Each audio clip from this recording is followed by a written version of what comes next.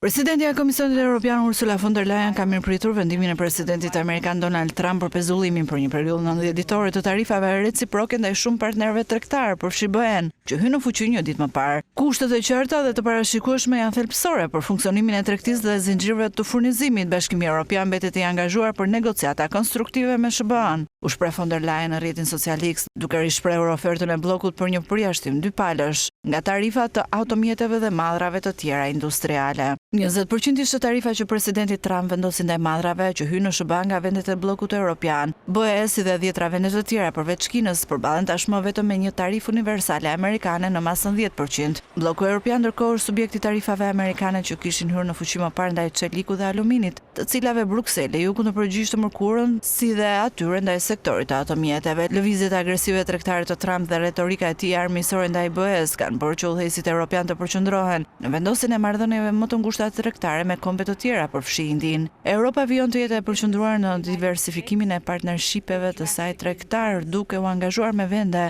që përbëjnë 87% të tregtisë botërore, theksoi von der Leyen duke shtuar se bloku do të nxiste tregun e tij të brendshëm dhe do të hiqte barrierat.